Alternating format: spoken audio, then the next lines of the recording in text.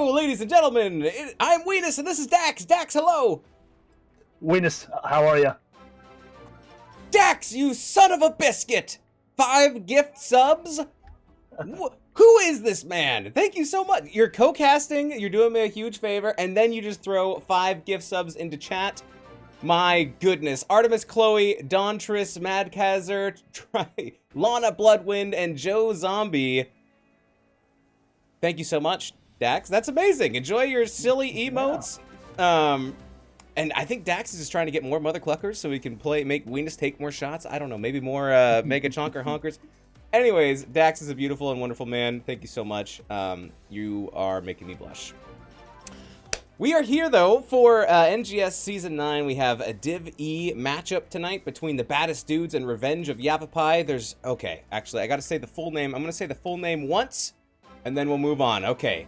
It is YCMYCAST3 Revenge of Yavapai, and that stands for, what is it? Yavapai County Municipal Youth Chess and Swim Team 3 Revenge of Yavapai. Okay, I got it out of the way. There it is. I'm sorry, I just can't say that every time, otherwise we just wouldn't be able to talk about your team at all, and we want to cover both teams. Welcome everybody who is here in chat with us already. Matt Kazar, Artemis Chloe, we got Broken 112. Just welcome. Thanks for hanging out. This should be an exciting match. Whew. All right, Dax, let's take a quick look at the maps and then we'll get into this match. All right. Ooh, look at the maps, we will. Yes. I don't know where that came from. Maybe I have a Yoda in my throat.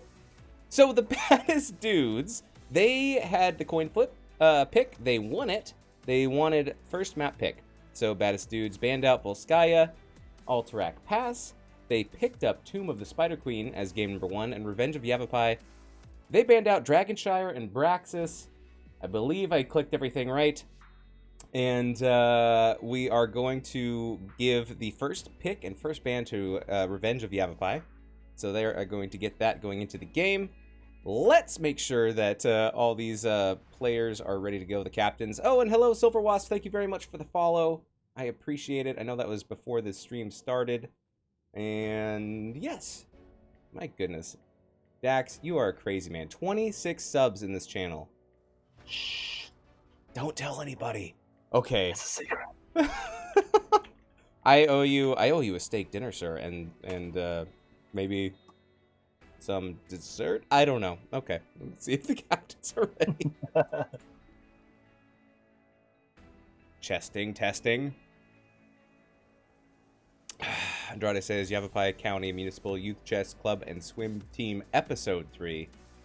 The Revenge of Yavapai. Okay. We are ready. That as a macro.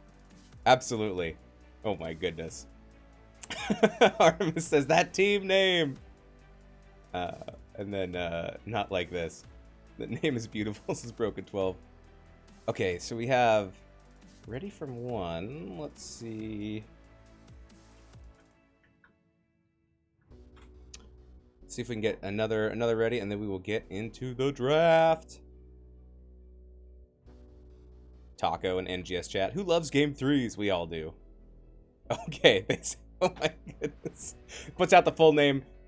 Is ready. Okay, so now we're ready. We're ready to go in. Let's get into draft. Here we go.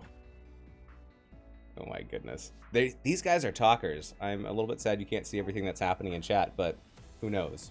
Here we go. Tomb of the Spider Queen. I love getting those spider butts, Dax, and this is the map to get those spider butts. It sure is. I'm basic, and so whenever I think about this map, I'm like, wave clear, wave clear, wave clear, wave clear. I don't think really about anything else. What wave clear options do you think we are going to see on this map tonight? We'll see if we get the Johanna ban. She's really good, like I said, best wave clear tank in the game. So we'll see if we'll get the ban here, or maybe one team will preference Johanna over another tank. That's true, yeah, when you have a really solid, really great tank like Jojo Bay, no one calls her that, and also you get the wave clear, just gathering all those spiders together and just pushing them into the grave and collecting all their butts. And you're right. Right off the bat. Can I get a cluck cluck what for Dax calling that? Very nice. And there's Zool. All right, Zool ban from the Baddest Dudes. That could also be good on this map, just because he can, you know, cleave all those minions at once. You've activated our trap card, says Andrade. Nice. All right, what else? KT, maybe KT. Get rid of him. He's kind of a crazy man on this map. Boostio, Lucio. He's not going to be able to share his beat jam. There's the KT. Yay! A little bit, just a little tickle. Double Dam in chat has redeemed a medium honker for 569 bits. Medium honker hasn't been picked in a while. Let me go grab him. All right, while you're doing that, and we're going to have the Anduin picked up first here, or getting probably her preference pick. Not really showing much with that pick either. So here's the mini honker. Here's the medium honker. Thank you for redeeming your mother cluckers, Double Dam. Ooh. Oh my. Gotta keep you close by. Alright. And there's the pickup of Malfurion and Garrosh. Looking good. So we have the supports picked up first for both teams. That's interesting. Hopefully we'll get some Yeats of Faith there from Aura Luna on Anduin. Yeah, I mean, yeah, taking Anduin first and then taking the Baddest Dudes, taking Garrosh and Malfurion right after that. So good call from Ghost of Yavapai. Yeah, to take that away, the pick comp. Double says, good evening, handsome bearded men. Aww. Shucks. You stop it. The world does need more Yeats of Faith, though. It does. Yeah, and Anduin, even though Anduin was first picked, it's still, like you're saying, is like would be a great addition to get people out of Roots, get people out of the toss. I think Anduin's gonna be saving some lives. There's a Sylvanas ban. Looking for the last ban of the of this draft for Revenge of Yavapai. Oh no. There's the ban on Imperius, and Ektar has redeemed a mini honker. Has redeemed the medium honker. Oh, he wants the honker orchestra. Oh my god. Okay. We'll do it during the loading screen when people can just turn off the game for a minute. All the honkers. All right, he wants all the honkers at once. Thank you very much, Ektar, for redeeming all your honkers. We do have... Ooh, we got Orphea, and we got Leoric picked up here for the Baddest Dudes. Oh my goodness. Yeah, we got a dirty bathtub combo going on. I like it. I like it a lot. Bathtub? Is that what you do with the Entomb? Is that the dirty bathtub with the Orphea feast? Yep. Feast and Entomb. You just set up that bathtub and you make it awfully dirty. I love it. Zool Jin and Illidan picked up for Revenge of Yavapai. That will finish out their list of players. That's kind of scary. That is a lot of in-your-face action. All right. So who's gonna offlane? Do you think in this situation? Maybe Illidan? Maybe Zool Jin for Revenge of Yavapai? Ooh, a Butcher pickup. I think it's gonna be the Illidan. Oh my god, Butcher. Feisty on game one. This is going to be a Rub-a-Dub-Dub Butcher in a Tub nasty bathtub. Did you call it the nasty bathtub or the dirty bathtub? The dirty bathtub, The dirty bathtub. All right, the Yeet of Faith will counter the Gary pick pretty hard. Squeeze all the honkers. All right, here we go. Here is the Mega Chonker Honker. We will start this guy. While teams load in, we will get the other ones going. And turn down your volume. There we go.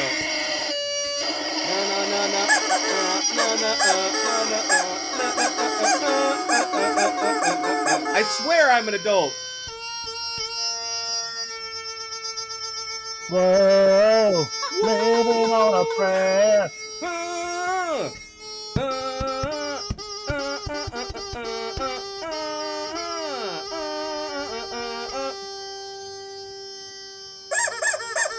Yes, I have all these toys. Oh my god.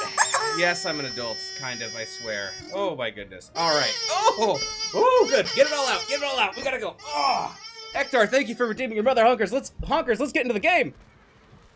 Woo! All right, we did it. Here we go. All right, on the left-hand side, we have the baddest dudes. We have Mad Kazzer playing that Malfurion, Giant Dwarf playing the Garrosh.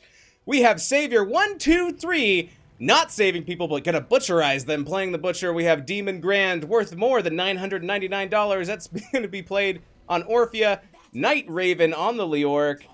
Did I miss anybody? I think I got everybody here on the baddest dudes. What do we got on Revenge of Yavapai, Dax? We got Andrade on Dibbles. We've got Shansi B9 on Zul'jin. Blue Space Hat on Jaina. We got Araluna on the Anduin. And Megumilk on the Illidan. Oh my goodness. Silver Wasp asks, neighbors? This is exactly Not anymore. Bagpipes, and I love it. Oh my goodness. Welcome 7 days. Oh. My dog is probably just freaking out outside of my office. Just like, I probably have to clean up after my dog after all that excitement. She loves those sounds. A big flip, though, onto Giant Dwarf and a wall bang, and that will be the first blood of the game. Claimed there by Revenge of Yavapai. Nice setup there by Andrade. Yeah, good pick. He probably would have played out a little bit better if Garrosh would have landed that flip, but he kind of whiffed that first flip and stun. But let's see how quickly. I'm going to keep my eye on the Butcher this game. Not a lot of hard CC on the side of Ghost of Yavapai, other than the Diablo. Yeah, you got the Diablo. You got a little bit of a, you got some slowing from Jaina. You got some roots happening from Anduin. But yeah, the big wombos I expect to come from the baddest dudes. We'll see what Revenge of Yavapai can come up with. And you were correct. Illidan is going to be the one who is laning down here for Revenge of Yavapai. Trying to keep Leoric away from those gems as much as possible. And then we're going to see the 4-man rotation between top and mid from both teams. Collecting all them spider butts. Dax! Who's got the most? Oh, let's see. It looks like we have Ghost of Yavapai with 23 currently the most spider butts. 17 on the side of baddest dudes. So a slight lead, yeah. Yeah, with Jaina. Jaina's really good at wave clear, so she's probably going to be helping that out. But we've got 3 peeling away to take the bruisers here right away. So we may see that spider butt count even out here shortly enough. As well as the XP, it was a little bit in favor of Revenge of Yavapai, but so far, both teams stepping out of lane for a minute, it's managed to equalize just a little bit. All right, and here they go. Back at it. They've now synced up their clearing patterns a little bit. Oh, but it's going to be Revenge is going to stay mid because they're going to try to clear up this camp a little bit, it seems. Well, at least they're leaving Anduin there. And Zul'jin. Yeah, they want to clear that camp. On Diablo. And the Yeet of Faith coming out. Ooh, nice. That was a good save. 18 gems on Diablo. You want to make sure that you hold on to those. Both teams getting closer to that 50. Lucky number 50 that you need to get those mega spider butts pushing down the lane. Them thick girls. Them spider ladies. I wonder, they're probably just pissed that all the little spider babies are getting their butts ripped off for turn-ins. Never thought of it that way. But well, yeah. That's dark. That's okay. They'll just make more. There's too many spiders down here, not enough prey. It's just natural selection. You gotta have it work its way out. All right. Anything interesting in the talents that you see, Dax? Looks like we have a couple stacking talents in there.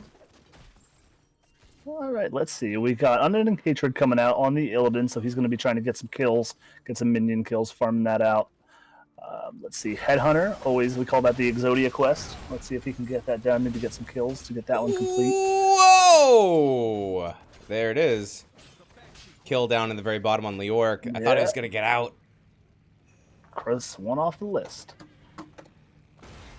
Got that Fingers of Frost on Jaina, collecting those globes. There's a toss onto Andrade, but he's going to be able to walk out of that one. Bottom camp going to get picked up by Revenge of Yavapai. And they have enough for turn-in. They're hovering at 52 Gemarinos. They just need to get 20 more into the bank. Diablo's going to dump off 5. Boop. Where's the rest of their gems? Oh, I got 19 on Mega Milk. Good defense, though, by the Baddest Dudes, not letting them turn in right away. However, Giant Dwarf is going to be flanked by quite a few members. Good distraction. He's trying again. Ellen's like, I'm going to get these in one way or another.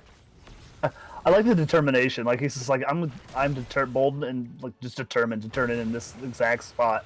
Yeah. Over and over again. Yeah, instead of maybe going top. However, that was a good delay by the Baddest Dudes, keeping that turn in from happening. Slight XP advantage going over to Revenge of Yavapai. They do have 8s for a little bit. Big throw there onto Diablo, but once again, the Yeet of Faith by Oraluna saving Diablo from a dangerous situation. So far, so good. Those Yeets have been on point tonight. Now both teams have turn in. Got Leo turning in 9 here down in the bottom. Getting those in. We got Orphea with 11. Demon Grand maybe looking to turn in, or they know that they're there. All right, we got Mega. Let's see if we can get the turn in quicker. We got Mega Meal turning in here at the bottom. Oh, Mega gets it. All right. So it's going to be Revenge of Yavapai. They get the first turn in. They get the first Web Weaver phase.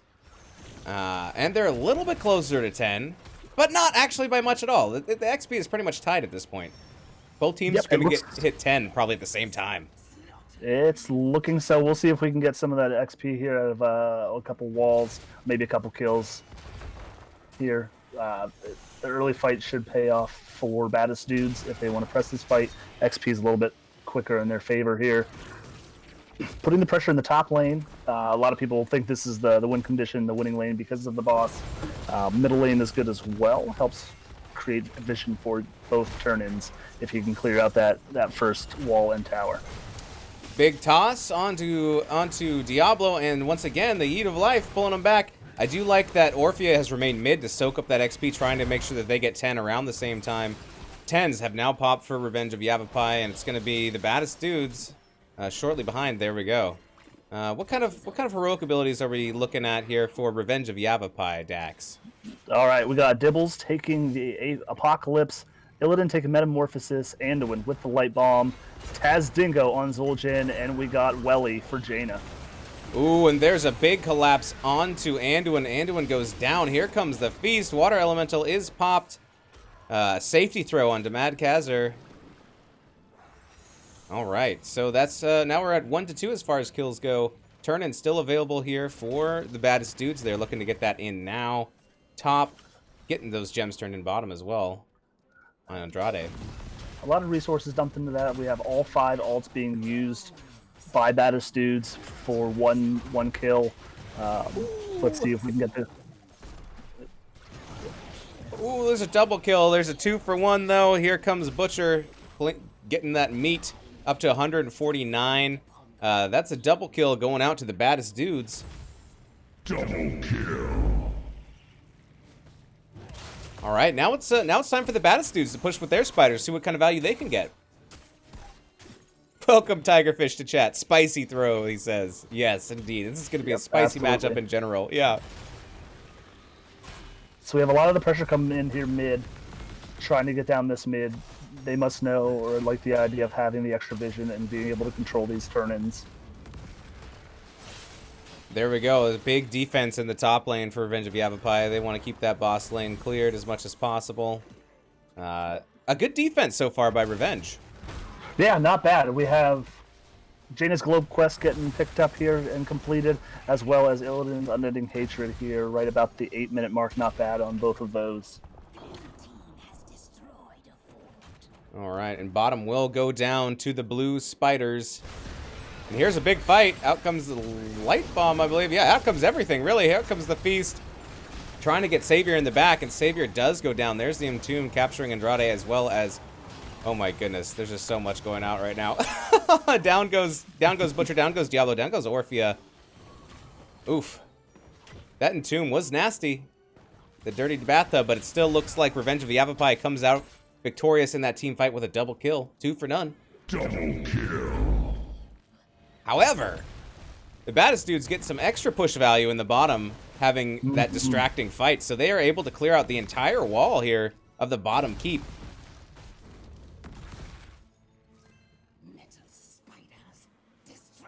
All right, and we could actually see a double turn in from the baddest dudes here. So let's see if we can get that stalled out. Both teams now have enough gems for turn-in. Oh, that makes me so nervous. 39 gems on Garrosh. 32 though on Illidan. Giant Dwarf and Mega Milk being the donkeys for their teams and carrying all these gems. It makes me so nervous holding that many gems, but at least it's on a tank and a mobile hero. So, you know, they should... There's Mega Milk turning in right there, same spot. He must like that particular corner. If it works for him, it works. Absolutely. If everybody's stopping you top, go bottom, right? Yep, go bottom. Right. Let's see. All right, we got Leo picking up the camp here for a little counter pressure. You see Baddest Dudes going in straight into this mid keep and take it down, put it out of its misery. What's up, Uncle T? Welcome to the cast. Welcome to chat. As well as Zeph. Welcome, welcome. And says, good to see ya. And now, to finish off this top fort, Baddest Dudes are coming in hot.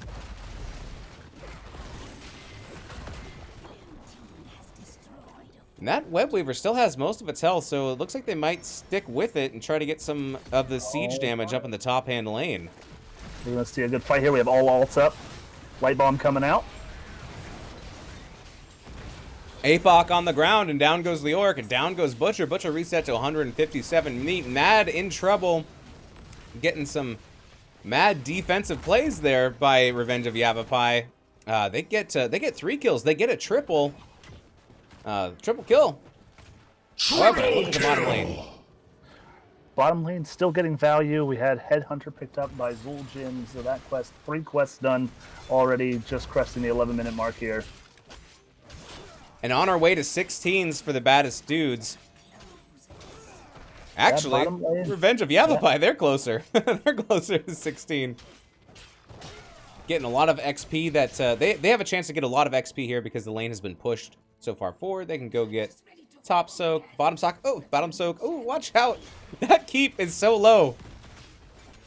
Yeah, I'm glad Illidan came back. I thought they were going to lose it there for a second. Bruiser Camp's getting picked up almost at the same time by both teams. There is a turn-in available for Revenge of Yavapai. And they might need it to push down some of these forward-facing forts. Yeah, a lot of their lanes are pushed out. We'll see how much value they get since these spiders lose health as they walk down the lanes. Man, this spider lady, she's definitely a 40-year-plus smoker. Yeah, my children. She definitely sounds like one of those older waitresses that you see in the morning of breakfast when you're hungover, now you're drinking. Oh, here comes a dirty bathtub. We got that on. It's going. Out comes Apoc as well. Down goes Orpheus, but the feast is still going, and it does claim the life of Illidan. Oh my goodness! Down goes Diablo. It's a 2-for-1 favoring the Baddest Dudes. Not the outcome you want when you want to push with your spiders for Revenge of Yavapai. Getting some damage down in the bottom, and that's where Leoric is going to head. Getting some backup here from Malfurion and Giant Dwarf. Butcher. Got to be careful here. 4 are coming in. There goes Andrade with the charge. And Savior's in trouble. Savior will go down. But he is stacked. He's got the 200 meat, so that's okay. We do have the Butcher down for 45 seconds. Let's see if they try and make a boss play. Oh, maybe further pushing here. They managed to get the top fort, which, you know, like you were saying, that has the boss pressure. Is a possible win condition. You know, they may try and bait this here. Oh, they're starting. Pig's coming out. Oh, here comes the orc to check things out. Night Raven, seeing that they backed off. That was good scouting. Good, safe scouting. Mm-hmm. Okay. Big Entomb. Light Bomb. There's the feast. Unstoppable, but Leoric will go down. It looks like he is stoppable. Looking for some more pickups. Mad is in trouble. Will be the second to fall. There's a big taunt from Garrosh, but Garrosh is getting low as well. That's a triple kill going out to Revenge of Yavapai, and now a clear boss pickup being possible. Triple kill!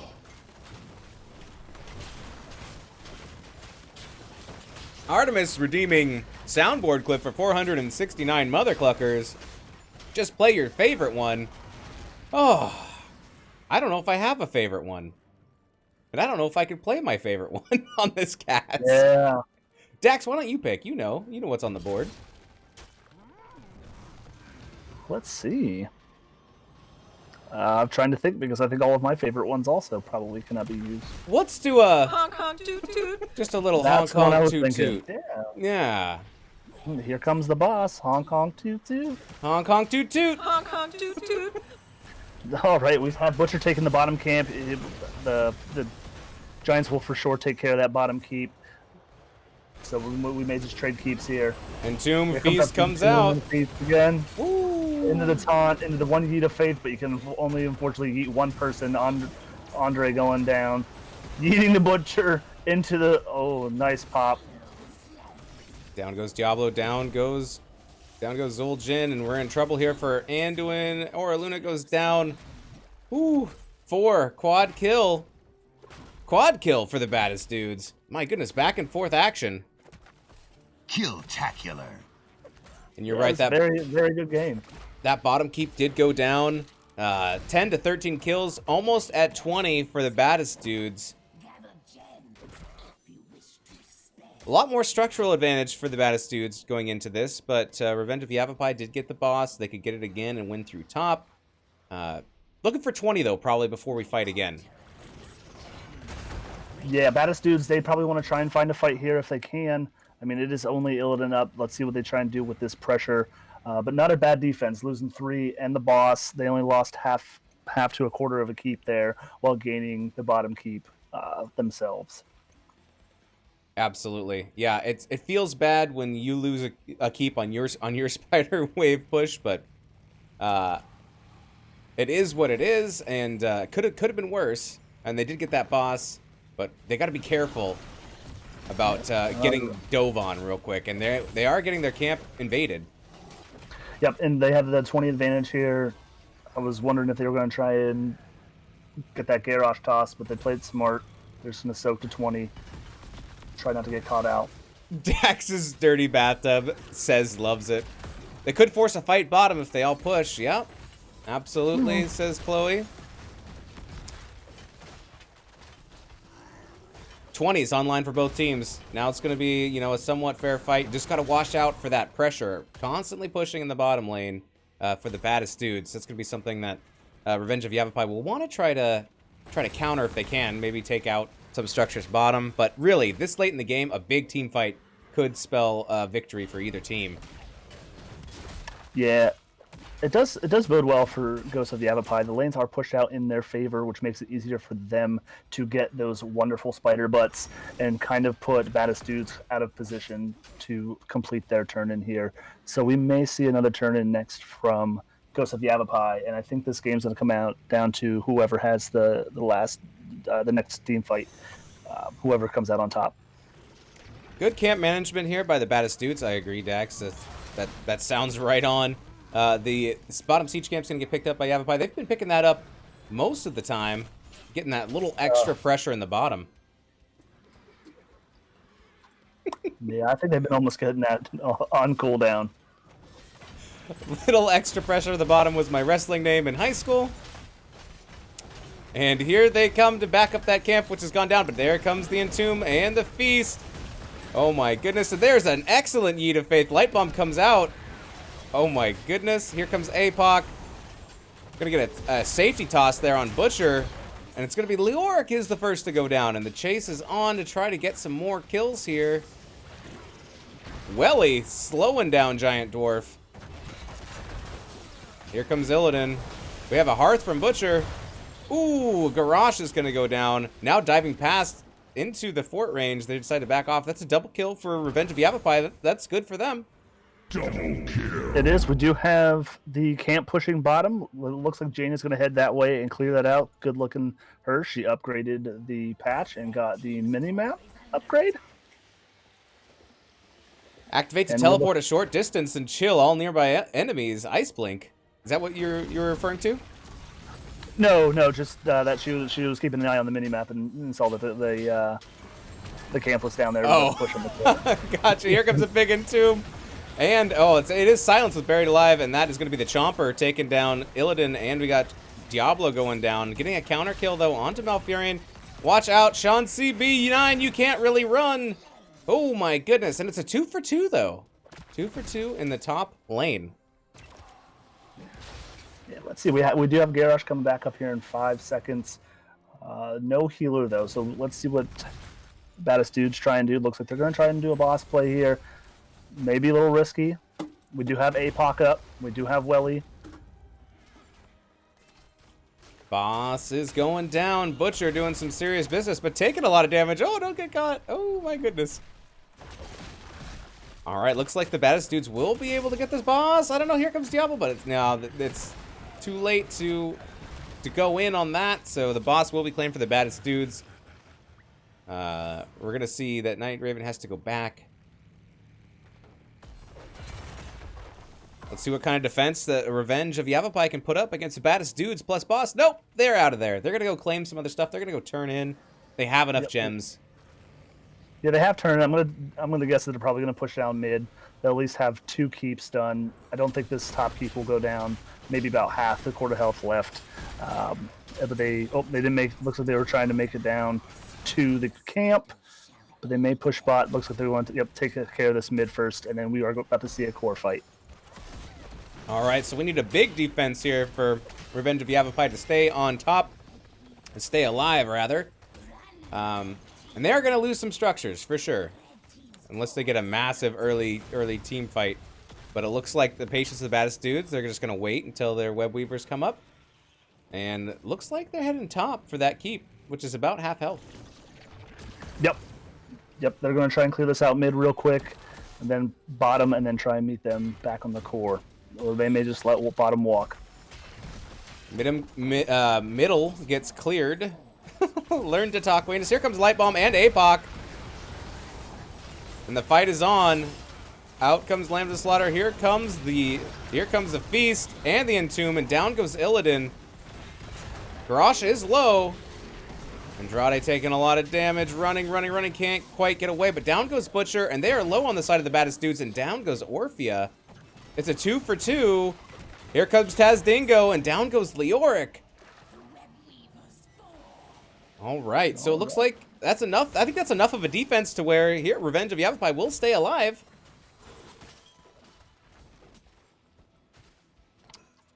Getting 3 kills to 2. That was a pretty good defense. They did lose the top keep, but that's not bad. No, they live to fight one more time. They do have some pressure. They do have part of the health of the top keep. So if they do win a team fight, they do have a win potential moving through that top keep. Yep. Artemis Chloe in chat saying moist, extra pressure in the bottom. My goodness. Whew. Neither team is super close to getting a turn in. Revenge of Yavapai does have 29 gems of 65. Only 4 gems so far for the Baddest Dudes. But look at this camp. They're all over this bottom siege camp. Surprise bottom camp pickup. Oh, they're waiting. Not today. They're waiting to gank. They will see members of Revenge of Yavapai mid, so they'll know it's safe to go in on it. And they start it.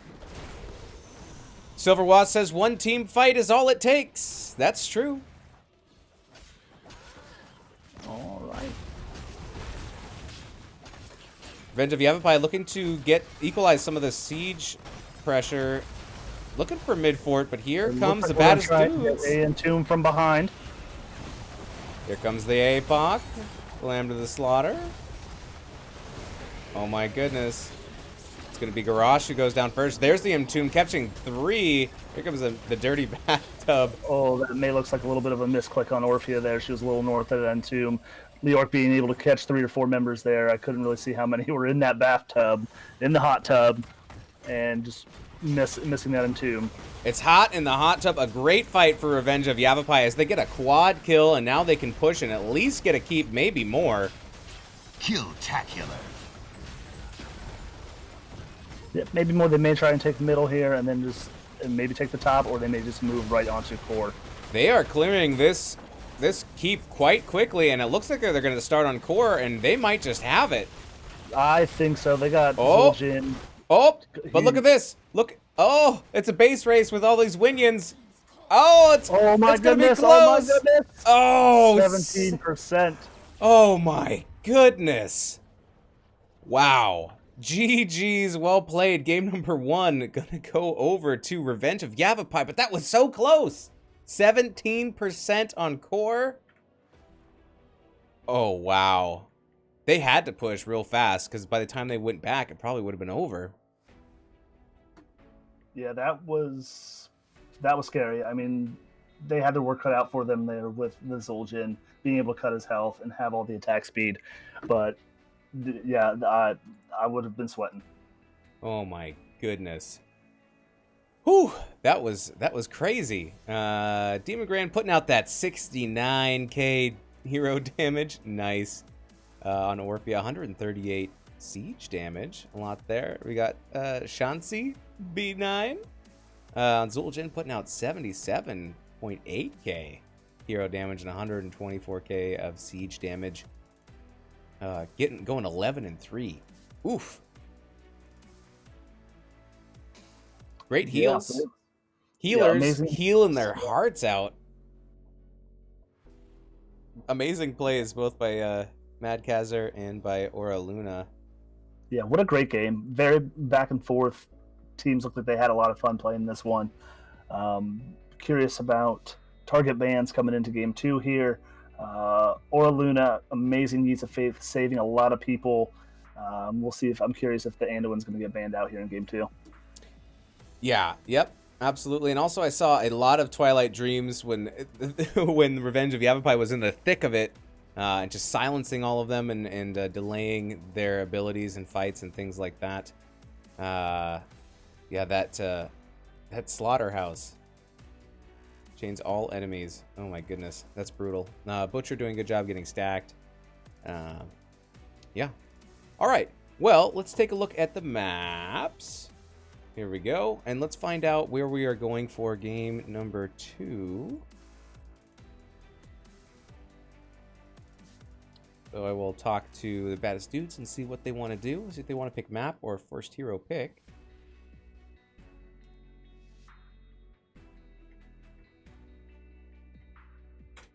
Oh my goodness. Thanks everybody for hanging out in chat and being with us here. We got Fathoms Deep is up in this, as well as Flannelbeard, Zeno Ender joining the cast. My goodness. Those were just super scary wombo combos on both sides. Div E is the best. Like, you see some really good games down here. I love it. Yeah, I know both of these teams. A couple different people, different shakeups. Played both of these teams last season in Div D West. It was excited to cast this one, and they are putting on a show for us and the chat. I couldn't be happier. Yeah, no, I love it. I love it so much. I applied for some Div E teams, and nobody wanted me. They're like, get out of here. So I was like, okay. No, that's the thing, though, is you never know what division you're going to be placed in when you're joining a team. Because it's like, here the placements, and it's just like it is what it is, and you find out what division you're in. But yeah, this really exciting play from Division E. Like, don't tell anybody up in the pro leagues or in the heroic division, but I like Div E more than that, because it's just there's so much stuff happening, and it's so close. It's just amazing fun stuff. All right, so.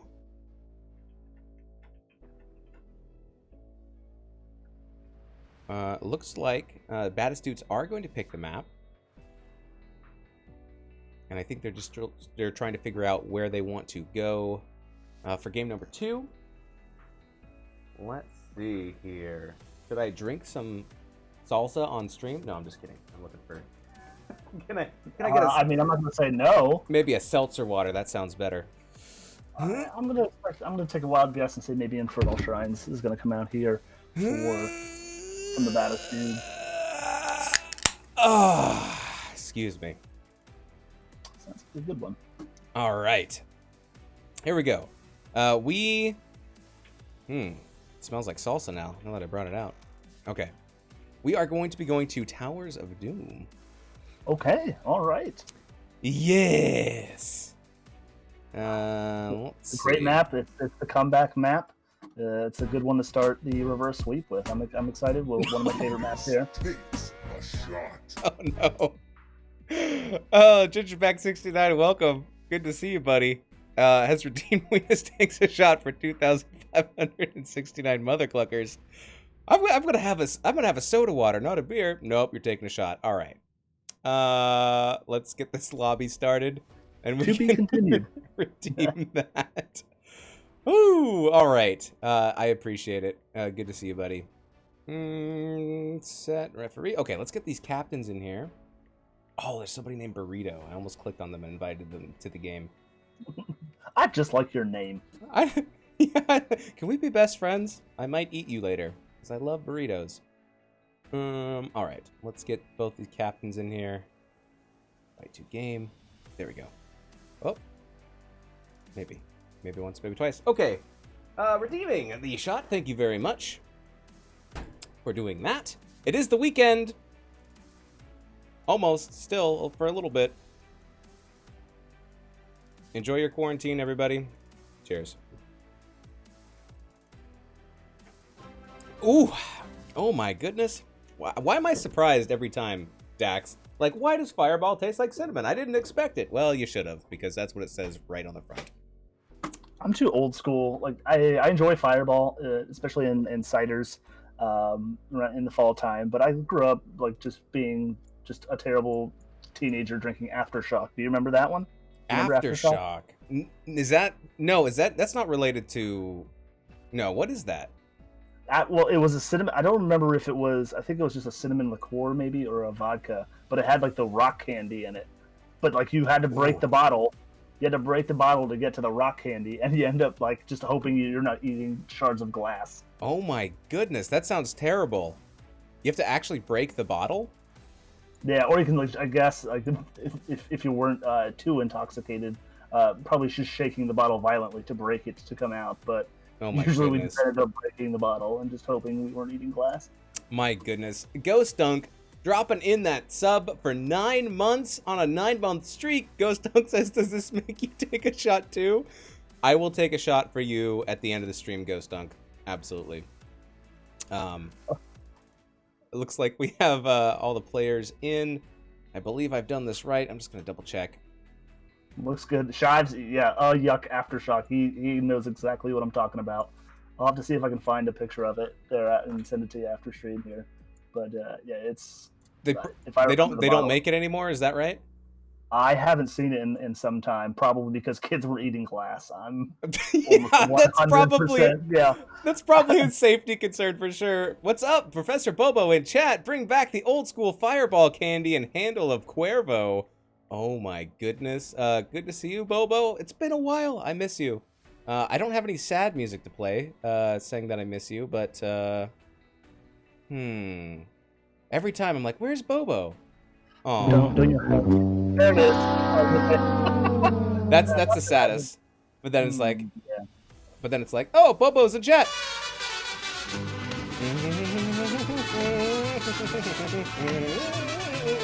I've been wanting to play that since I saw a taco and burrito in the NGS chat. Oh my goodness, I just got to get some Mexican food. I'm sorry. All right, so looks like everybody's ready. Let's see, we are ready. Yep. Okay, here we go.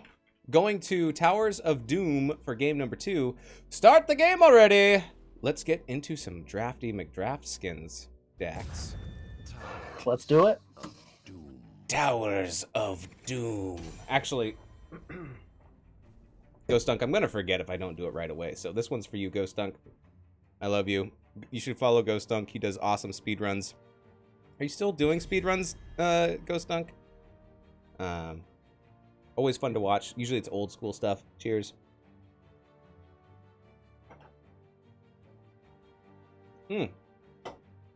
Well, it tastes like cinnamon. I wonder why. Fireball takes you back to your college days, says Flannelbeard. Yep. Absolutely. I can't believe I never heard of Aftershock. I gotta... Although it doesn't sound all that appealing, just to be honest. If you like cinnamon flavor, it's not bad. It doesn't have a terrible flavor, but it's just one of those ones where it was like Mad Dog, or just you have that stuff that you illegally drink as a kid. Although, who am I complaining? I'm drinking Fireball. What's wrong with me? There, once again, is the Johanna ban from Revenge of Yavapai, followed up once again by the Zool ban from the Baddest Dudes. Repeat banning. Are we going to see a respect ban with the second ban? I don't know. Goldschlager says Tigerfish. Shive says, oh, they do, but no one buys it, so maybe it is still purchasable. Goldschlager is Fireball for people with too much money, says Crushinator. Nice. Stukov and Malthuel. Those are different bans, huh? Yeah, with the Zool and Malthuel ban, they're probably going to try and slow down rotation. They may try and first pick the Leo here if that's Baddest Dudes' game plan to get the double rotation 4-man in the bot. Yeah. No double shenanigans for Ghosts of Yavapai. Well, you might be able to pick up maybe like a Nazebo might be able to do the double soak. Leoric is boss on doing double soak on this map. And there it is. Night Raven might be doing this double soak. But sometimes you'll pick up Leoric and you won't do the double soak, so you never know. Oh, there's the Greymane. If they pick up Varian too and do like a taunt situation in the bottom with Greymane, that could be a huge blow-up potential for the Baddest Dudes. Yeah, it very well could be. I will fight to my last. Ooh, double Orky boys. We got Thrall and Rhaegar coming out from Revenge of Yavapai, picking up the Rainer earlier. Blue Space Hat. That sounds like a name for some kind of space marine. Might as well pick up the Rebe. All right, the respected Diablo ban here. How funny would it be if they banned Garrosh and just like be respect banning each other's tanks from last game? That would be really funny. Mm-hmm. Still need a tank and a healer, though, on the side of the Baddest Dudes, so maybe we'll see a ban for Malfurion. I don't know. Maybe a ban on... Could be a ban on Garrosh. Oh, no Cho'Gall. Let's see if they pick up Varian.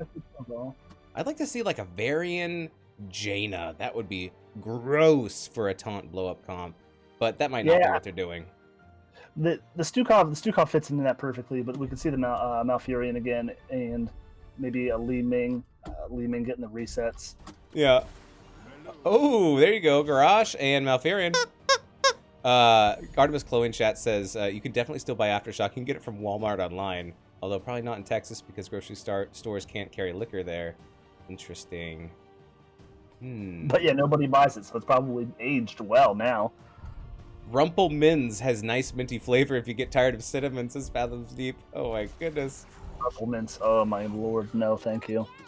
It's Chromie and Arthas being picked up by Revenge of Yavapai to fill out the rest of their lineup. KT is open and no one picked him, says Artemis Chloe. And Zeno Ender saying the infinite camera focus.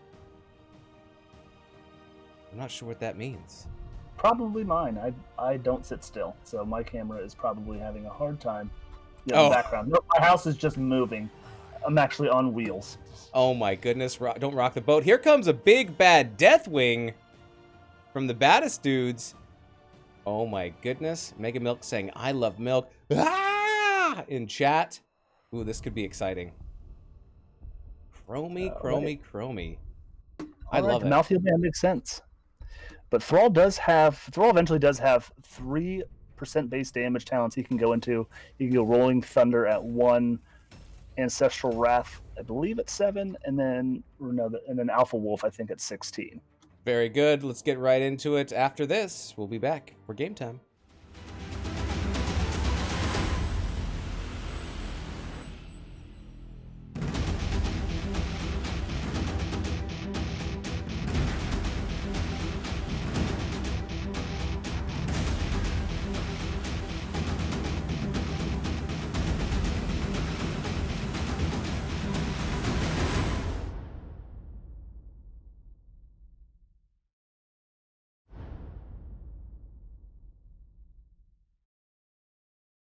Just kidding. We're almost into the game. Oh, everybody loaded at once. Show me potato salad. Here we go. All right, game number 2. Here we go on the left-hand side. We have the Baddest Dudes with Demon Grand playing that Deathwing. We have Silver Wasp playing the Grey Mane. We have Giant Dwarf on the Garrosh. We have Mad Kazar playing the Malfurion. And we have Night Raven on the Leoric. What do we got for Revenge of Yavapai, Dax?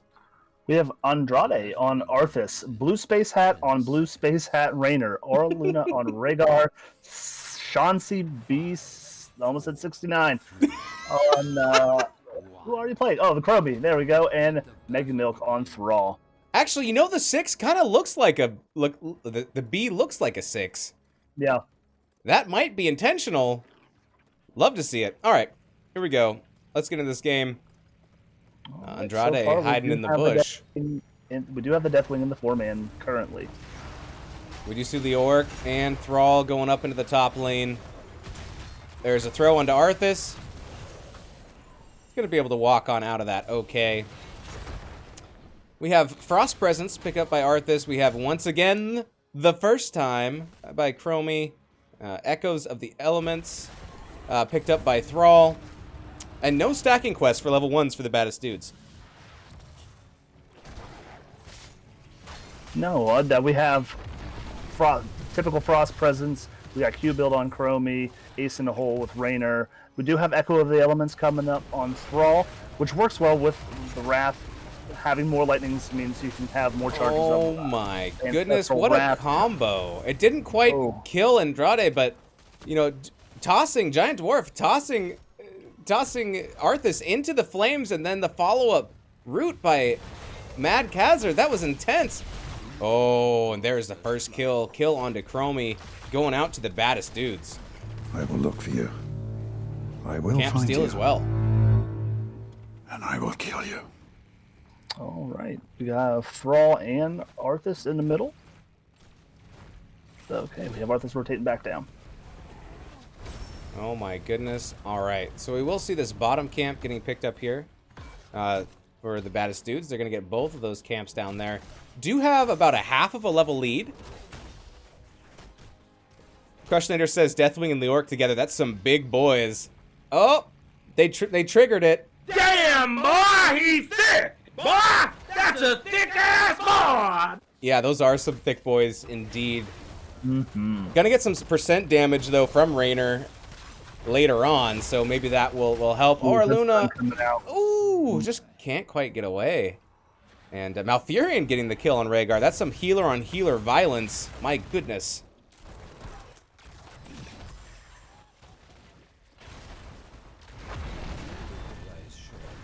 Oh, there's a big toss into Andrade. And there's the backup from Silver Wasp. We'll be able to get that kill. It's a very aggressive comp from the Baddest Dudes. A toss and then a collapse. And it seems to be working out so far for them. Yeah, we are just under 3 minutes into this game, and they are working on this bottom bell tower already. All right, altars are activating in the top left, to the top right, and the bottom, and we're going to see Raynor getting that channel in the top right. Leoric maybe possibly going up. There we go. Going to get challenged there by Thrall, and we're going to see Greymane get that bottom channel. Okay. 36 to 36. Oh, we have a 3-on-1 in the top lane, but here comes the rest of the reinforcements from the Baddest Dudes. If they get there in time, they are going to outman them. Megamolk looking for the channel, but interrupted by Night Raven. Here comes Deathwing. It's a party now. Ooh, a big root onto Thrall, and Thrall goes down. That was a good invade attempt, but Night Raven being able to delay them just long enough for the rest of the Baddest Dudes to get there. 4-shot advantage. But this game is never over till I sing. Me being the fat lady. Did I lose you, Dax? Did you just quit the game? No, I'm just kidding. Oh, actually. No, I didn't quit, but we have a pause here. We do have a pause. Quick, switch cameras. Switch cameras, Weenus. No one look at the map. Don't look at the map. All right, I got to turn chat back on to see what happened. Did somebody leave? Next issues on tank. All right. Yeah, I was going to mention that it looked like Arthas didn't make the rotation when everybody else was rotating up. Arthas was still in the bot lane. Monitor cut out. Oh, that's unfortunate. I will resume when all is ready. Let's Let me just make sure. I'm just going to make sure one more time that both teams are ready to resume. Thank you very much for the raid, Taco. I appreciate it. Hope you had an excellent cast. Okay, looks like both teams are ready. We're going to get back into this game. Okay, here we go. 5, 4, 3, 2, 1. Resume game. Let's get back into it. All right. Now that we have all monitors present. All right. Sorry for that delay, everybody, but we want to make sure everybody is connected and can use their monitors. Yeah, looks like we're gonna have another camp invade here. If you're just joining us, we are looking at a very exciting Div E fight here between the Baddest Dudes and Revenge of Yavapai as we get a huge route there onto Arthas, and here comes the blow-up. Down goes Andrade, and the camp will be stolen. The Baddest Dudes are ready for a comeback, and they want a game 3. Let me tell you what, Dax. Yeah, they're not taking that first loss lying down. We're going to have this first bell tower down pre-5 minutes, and they're going to be able to hold this pretty well with the defender's advantage. A very explosive, tight 4-man here for the Baddest Dudes, able to make those plays. Revenge of Yavapai down now a little less than 2 levels, but 10s on the cusp for the Baddest Dudes. They will be coming in soon. Welcome to chat, Dontris, and the rest of the raid from Taco Time. Now I want tacos. Gosh darn it, Taco. Ooh, another big throw there onto Andrade. Giant Dwarf setting that up. Big stun coming up from Demon Grand. Out come the flames. Not enough for the kill, but enough to once again push the Revenge of Yavapai back on this bottom tower.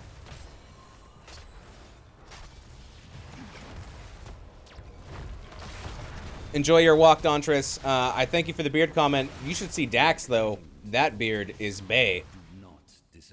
All right, we got Malfurion with the solo cap here. We also have Baddest Dude's going to try and walk in these pumpkins. Not if Ghost of Yavapai had anything to do with it. Andrade getting tossed in. He needs to turn off his aura. He can run a little bit faster, but he is able to get out of there. And they are able to take the pumpkins down. 2 pumpkins down, 1 to go. Raynor giving some pot shots for those pimpkins, as Double Damn would say. Taking out those pimpkins, but still holding tight on this bottom lane. They do have 10s. Looking for 10s on the side of Revenge of Yavapai. Still fighting up in the top lane. Yeah, it looks like the next bell tower is, or the next cap is going to be right there behind where the Baddest Dudes are sitting, so it's going to make a hard rotation. They're going to have to go up in middle if they don't get back this tower. Oh, almost getting Andrade. Silver Wasp is going deep, not quite getting the kill. Good escape there. We do have heroics online here for the Baddest Dudes. We have Bellowing Roar for the Deathwing. We have Entomb from Leoric, Warlord's Challenge from Garrosh, Twilight Dream from the Malfurion, and Go for the Throat.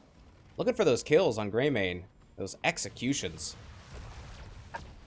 Yeah, their team's not that thick, so not much value going to come out of Bullet. I like it.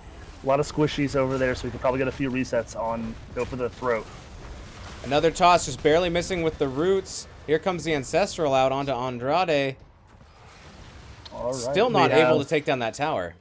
Nope, we have Greymane over here about to take this camp, so it's going to be tower shots and pumpkins that they're going to have to worry about. Andrade getting tossed yet again and stunned. Double Damn mentioning those pimpkins. All right, here's a single tower, altar spawning rather here in the mid bot. Malfurion's going there, but so is Thrall. Ooh, what's gonna happen? Thrall's kind of thinking about it, maybe not. Waiting for the call. Maybe just gonna yep, he's got the. Meanwhile, the Baddest Dudes do get a kill in the bottom and those 3 pumpkins in, and they get the channel here.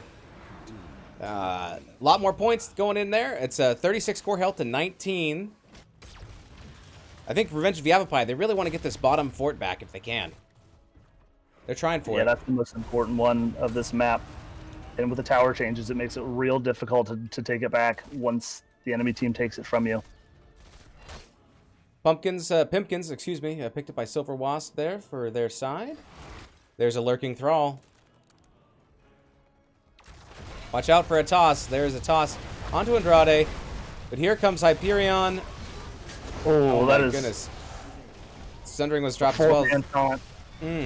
Down goes, ooh, Leoric. It's not Leoric. Down goes Raynor. Down goes Garrosh. Demon Grand in trouble, getting low, gets chased, and down goes Deathwing, and they get the fort back. That's a double kill going out to Revenge of Yavapai. Down a talent tier, reclaiming their tower. Double kill. Yeah, great job keeping their heads up, staying focused on what they needed to do. Just even down a talent here, that's almost a whole level down. Now hitting 13s, resetting the map, starting back at 0. Anything can happen in this map. Yeah, watch out for the comeback. The comeback could be real. Still quite a lead. Got to 17. Is that right? 17 shots? I don't know. I can't do math. 17 shot advantage here for the Baddest Dudes, but that was huge resetting for Revenge of Yavapai as we are all kind of posturing towards the boss up top. Oh, everyone hiding in the bush. It's like the 70s all over. What? Oh, big taunt and roots. Here comes the Entomb and the flames of Deathwing. Here comes, oh, the Ancestral almost going off, but not quite. And down goes Arthas and down goes Rhaegar. Oh. Almost getting that Ancestral off. That might have changed things a little bit there, but that was a great engage by the Baddest Dudes. Yeah, absolutely. I mean, they were just, everyone was positioned to make sure they weren't going to get invaded. Normally, you see on that position, you get to see the gentleman's trade. Most teams usually just try and push bottom and just send their offlaners up to either side and cap both. So, interesting boss fight. We may see them start boss here. Or not. Okay. Looking at it, they decide no. All 5 members are up now of Revenge of Yavapai, so they deem it a little bit too dangerous. They don't want to throw now. They have the lead. They're up about a little over a level. They're going to instead go for the top camp. And now we're going to see maybe a little bit more push from Revenge of Yavapai in the bot, picking up these Pimpkins. Yep, this is the first time of picking up the Pimpkins for their own on Ghost of Yavapai here. So let's see what we can do with them with a little push in the bot lane. Watch out, Kobe is in chat. What up? Oh, hey, girl. How you doing yourself? An exciting matchup here between the Baddest Dudes and Revenge of Yavapai. If the Baddest Dudes win this match, this game, we will be going to a game 3, which would be very exciting. Night Raven getting caught out a little bit here. Does go down. Good rotation there by Revenge of Yavapai. Siege Camp getting grabbed here by the Baddest Dudes and 16's talent tier advantage. Will we see an engage here? Arthas getting tossed and taunted and rooted and stunned, but manages to come out alive after all of that. Oh my goodness, he could take a beating, Dax.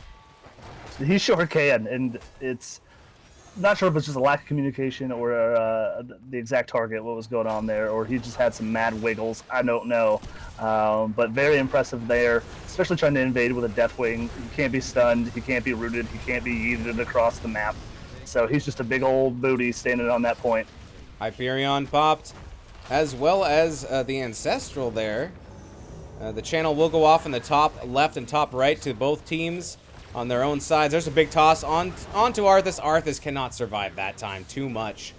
And now the fight over this last altar here in the bottom, as well as these pumpkins marching along. These pumpkins. Oh, we got a 3-man Entomb here.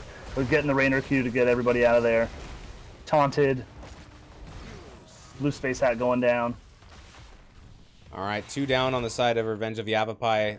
Looking for the channel here. Nope. They're maybe going to look to try to take this bottom tower first.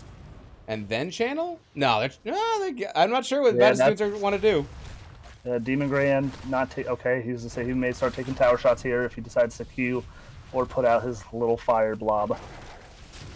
Oh my goodness. Artemis redeeming a soundboard clip. Looking for that thick boy. Here it is. Thank you for redeeming your mother cluckers. Damn, boy, he's thick! Boy, that's a thick-ass boy! Look at that thick boy. All right. That's the best sound clip you have. Well played. 3 tower health now remaining for Revenge of Yavapai. It's still not over, though. We are now into 13 minutes. It's over, but now it just needs to be a constant play and a monitoring of the boss, because the boss is an instant lose. So many ways to win at this point. Going for these pumpkins in the bottom. And here comes the boss play from Revenge of Yavapai. They're gonna go for these 4 shots, take the boss off the map. Not a bad idea. No, but now, yep, they will lose their bottom bell tower here with these Pimpkins going in. But they, like you said, you don't have to worry about boss now for another five minutes or so. So they'll be able to focus on rotations. They'll be able to focus on maybe getting some kills, evening out these levels. Got a half a level down now. Even talent here. Now's the time for them to try and pick a fight or get a pick. Yeah, if I was Revenge of Yavapai, I would think of maybe of letting that pumpkin through to try to bring that fort down because it's so low right now. Although I guess it really doesn't matter. If you only have 3 core health left, even if they do lose bottom, one channel will still give the victory over to the Baddest Dudes. Yeah.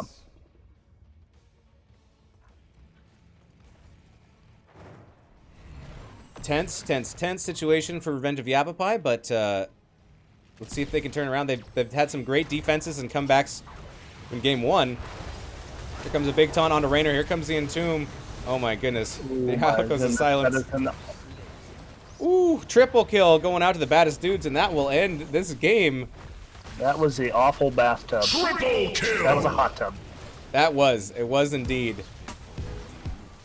Down goes Thrall. It's a quad kill. War Maestro redeeming the Mega Chonker Honker, and out go the last shot. So this will be game number 2. Going over to the Baddest Dudes. We are going to game 3. What? All right, let me adjust the scoreboard.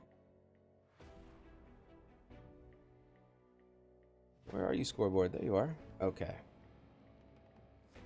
Thank you for redeeming your Mother Cluckers for the Mega Chonker Honker, War Maestro. I appreciate it. Dax not as excited for Pimpkin, says Double Damn. Oh my goodness. Okay, so what happened here in this reversal from game 1? What do you think the Baddest Dudes did better in game number 2 than game number 1, Dax? Do you have any ideas or insights about that? They put a lot of pressure in that bot lane. We hardly had to see the Orc come down. He was just doing the double soak thing. Almost 20,000 experience soaked in a 14-minute game, which is pretty good. That Deathwing played a pivotal part in a lot. 6 kills, only 1 death on his part there. But having the Deathwing make it all the way to the last pick and only having maybe 1 hero Thrall being the counter, but he was also in the off lane, so he wasn't in that 4-man. But once we did see Thrall come down into that 4-man in the bottom fight, we did see that's when Deathwing did finally get his first and only death. They maybe should have made a switch with either Raynor and him earlier on in the game that could have put the pressure back in their favor. But I don't expect to see Deathwing through to this in game 3 here. Yeah, maybe banning on the Deathwing. We'll see. Yeah, Greymane also doing explosive blow-up damage. A lot of overall damage, though, done by Chromie.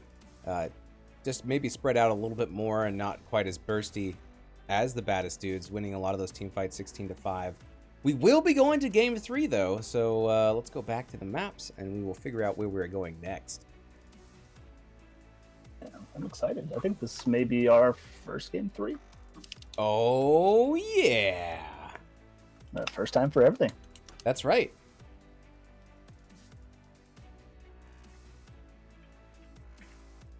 All right, let's see what Revenge of Yavapai wants to do.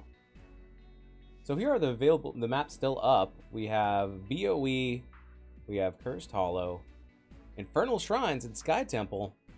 Only 4 to pick from. I feel like as more and more maps get removed, it feels like more of an advantage to get first hero pick, but I don't know. That map was picked by the Baddest Dudes, and they had a strategy, and it did go. It did work out. Yeah, that worked out great for them. Let's see. Like you said, because if you have a map that's still available, you could still have a strategy that would work. But yeah, first pick, there's unfortunately the overpowered heroes currently still banned in NGS here with the Tracer.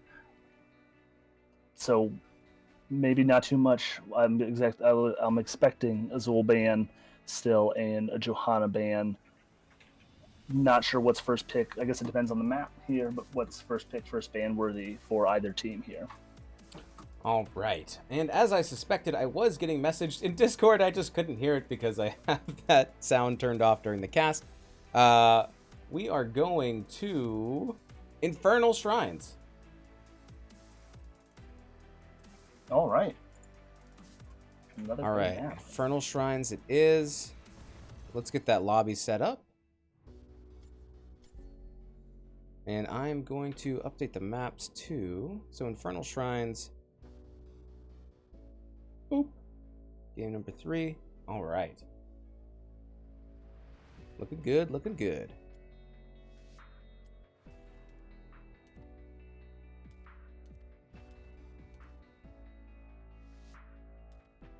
All right, let's get these captains on in here.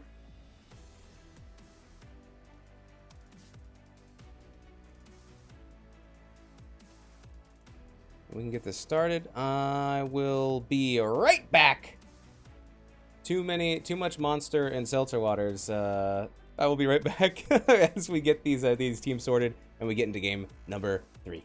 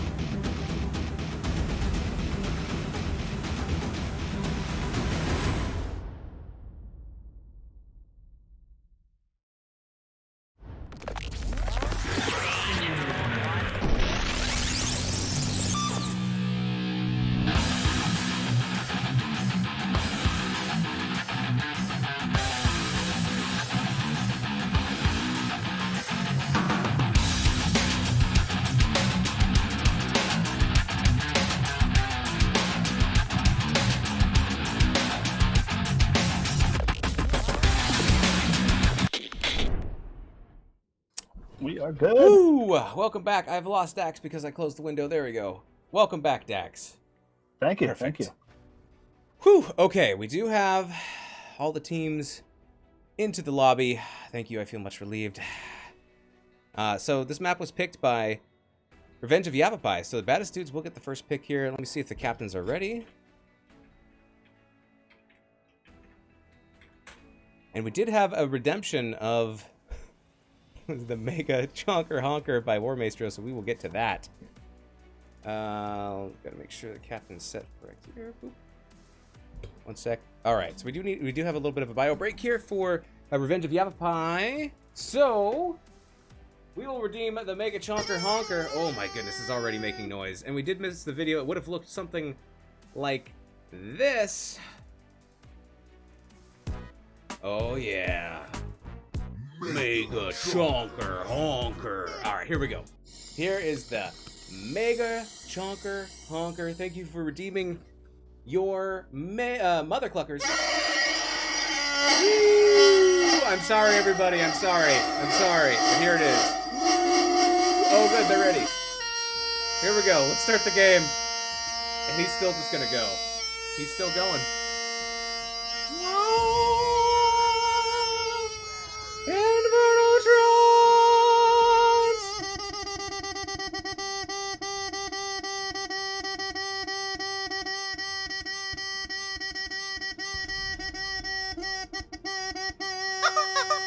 Oh my goodness. And away! Thank you for redeeming your mother cluckers. Oh my goodness. What a chicken. What a scream.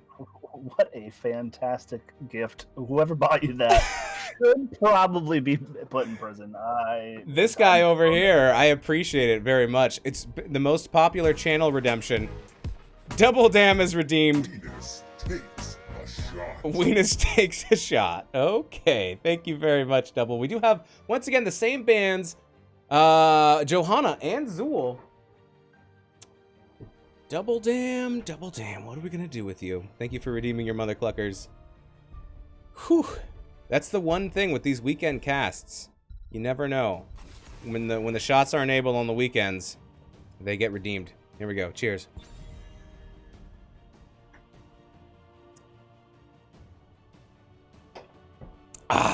Flannelbeard says, gotta give respect to the beards. Dontra saying, beard game is strong with these two. Oh my. Oh my. Appreciate it. War Maestro says, worth every point. There is the Garrosh ban. There's some respect ban coming out from Revenge of Yavapai. They didn't like getting tossed around last game, and I don't blame them.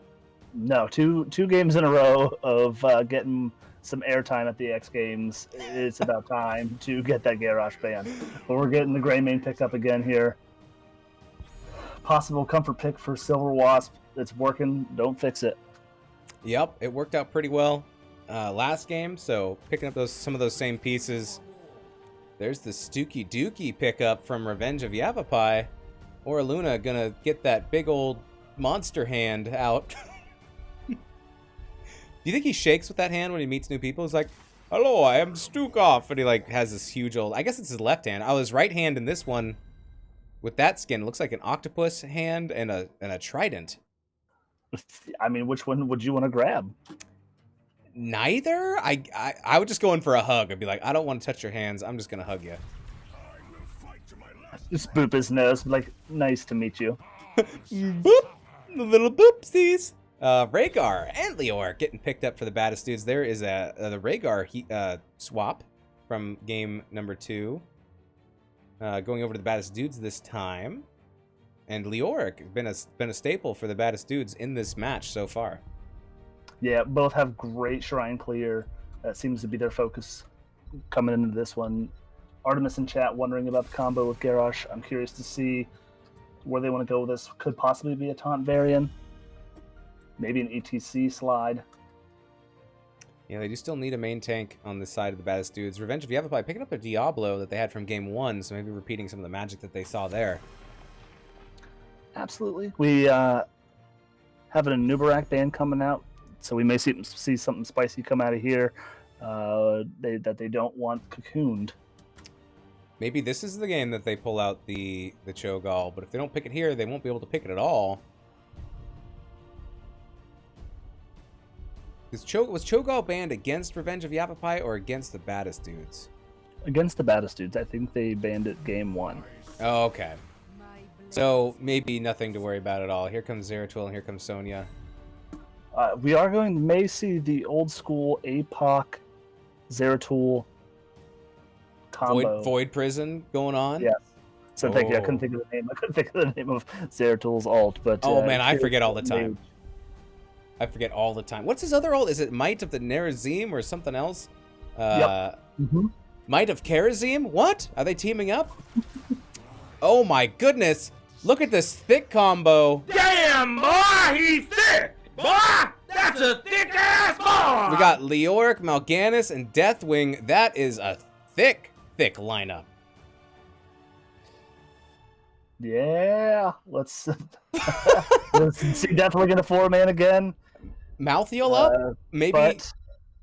What do you take? What do you take? Do you take a Tychus? What do you try to counter with at this point? I guess you... Oh, double heals! What? Crazy! Okay. I love it! So I think their plan is going to be hopefully just win a team fight, let Sonya do her thing on the objective, and push in another lane. Now, Zeratul with the Void Prison, it will take care of Deathwing for that small amount of time. So they will have a small window where they will be able to fight post 10. But having a Zeratul, it's a late game comp, and they just need to hope they can get there. Spicy, I love it. These are your teams. We'll see you on the other side.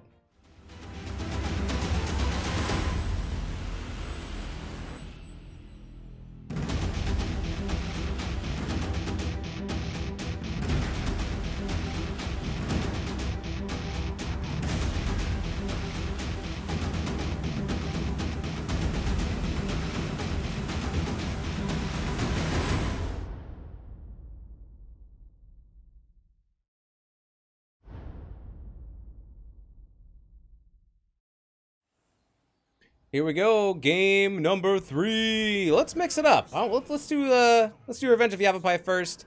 I'll do it. We got Andrade playing the Diablo. We got Mega Milk playing that Sonya. We got Aura Luna on the Stukov. We got Shant CB9 playing that Alex Straza. And we got, let's see, who did I miss? Blue Space Hat playing that Zeratul. What do we got for the Baddest Dudes? Baddest Dudes, we have Giant Dwarf over on the Mal'Ganis, Demon Grand on the Deathwing again, Mad Kazar switching it up, and we are on the Rhaegar this game. Silver Wasp on the Greymane, and we have Night Raven on the Leoric. Very good. Good luck, have fun, both teams. Let's pull up these talents, see what people are picking. Ooh, we do have Flames of Fury picked up from Alex Straza. Going to be popping that Buffet build, or Buffett. Oh my goodness. Still holding on Zeratul. Still holding on that level 1 talent. What's it going to be?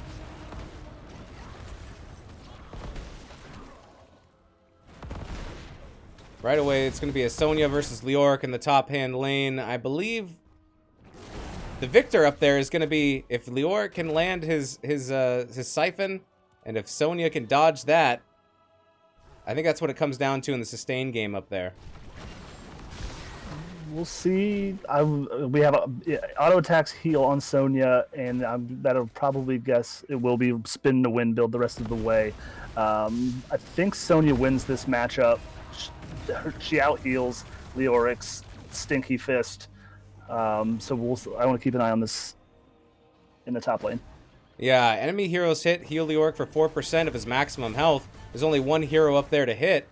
But so far seems to be trading pretty well. Oh, landing Spooky Hand for a second.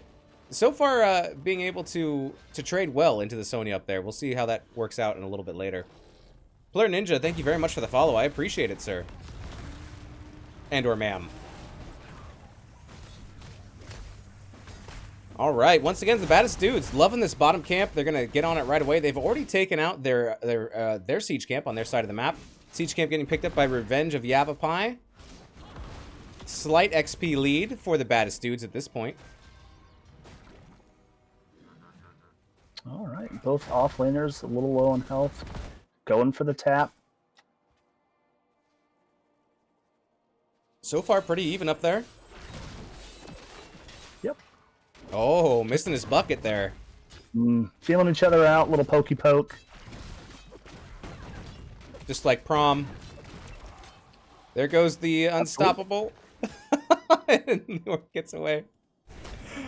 Still low though. Bruiser camp getting worked on here by the Baddest Dudes. Working that out. And here in the mid, a majority of the Revenge of Yavapai. Looks like they're going to go transfer over to their Bruiser camp as well. We do have the Shrine activating in 23 seconds, and it is here in the between middle and bottom lanes.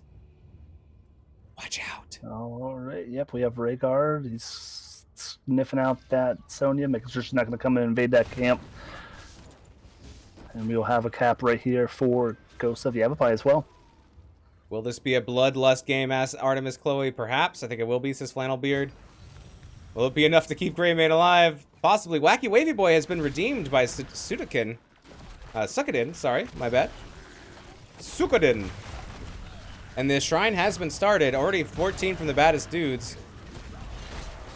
Here comes a wallbang on a Giant Dwarf. And the silence. Putting some people to sleep. Giant Dwarf. Causing some disruption in the back line. But so far it's 30-4. And unless Revenge of Yavapai can push off the Baddest Dudes, they are going to get this shrine.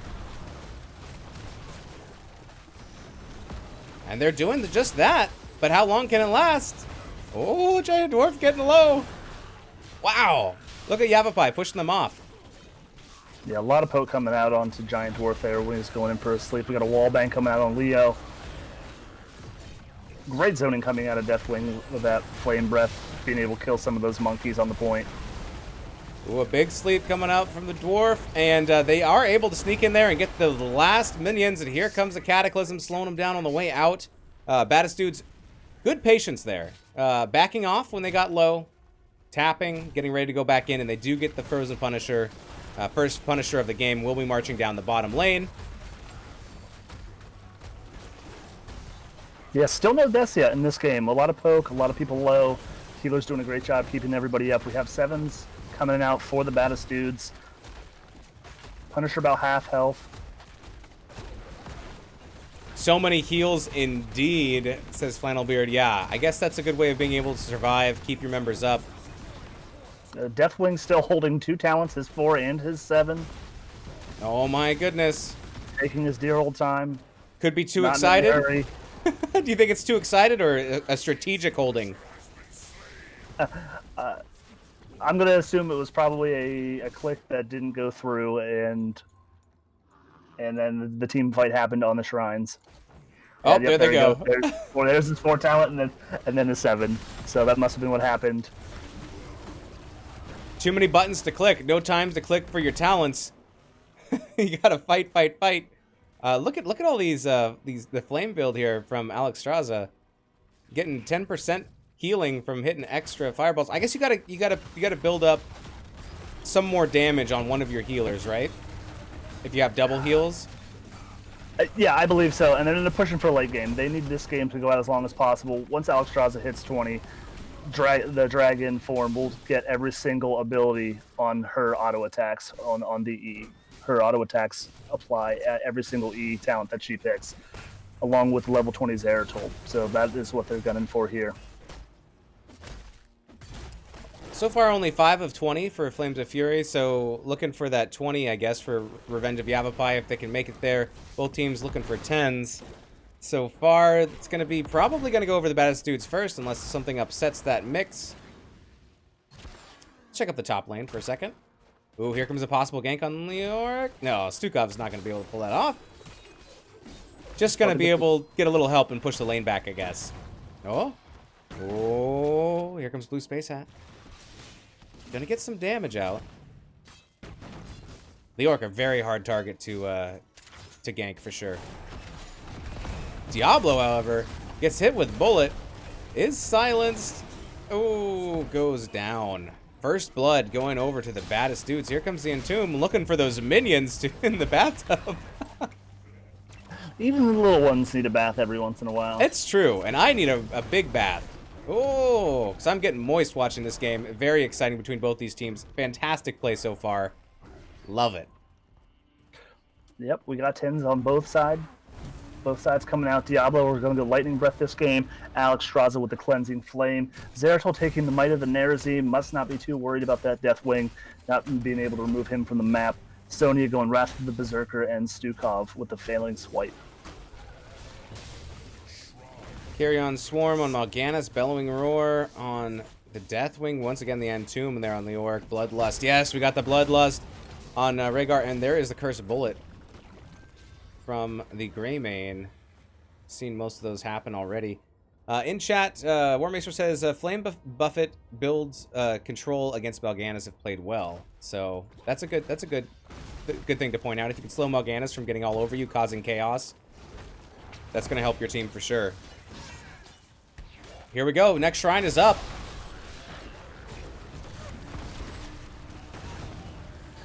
All right, Leo coming down, looking for an Entomb here. It is up. There it is. There's the Cataclysm Tomb combo. Entomb combo. Megamol trying to spin to heal up. There is the Bloodlust. Down goes Rhaegar. Down goes Zeratul. Megamilk super low. Down goes Sonya. Here comes Mal'Ganis to slow everybody up.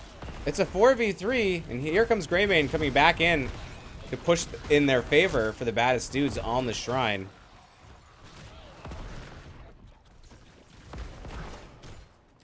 Good job by the baddest dudes getting those kills. They should be able to clean up this shrine. This Punisher will be pushing mid. In the top lane, both camps smacking each other around, but it looks like the Revenge of Yavapai, that camp will be able to get a little more value. Oh, maybe not. We'll see. We'll see what happens up there. All right, it looks like a 5v4 with John Cena here in the middle. Leo went top to take care of that camp, pushing up their top fort.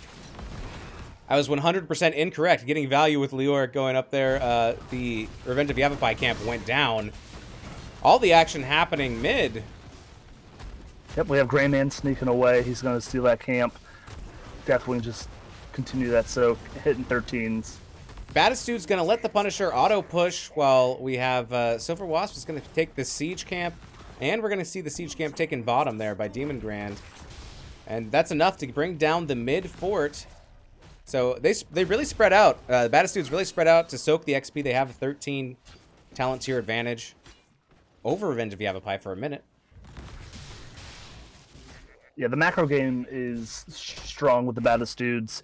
Because of Yavapai just seem to be chasing around camp after camp and giving the positioning advantage over to the Baddest Dudes. 13's talent tier advantage is gone, and now it's on evil footing. Andrade is getting dove on, though.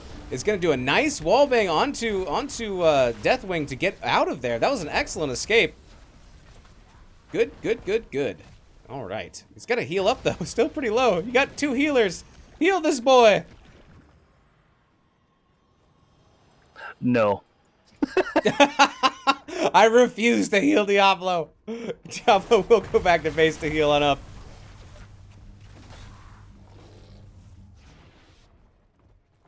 All right, we did jump up to 16 after those last 2 team fights on E-Build on Flames of Fury for Alex Straza. 4 more to have that quest completed for her.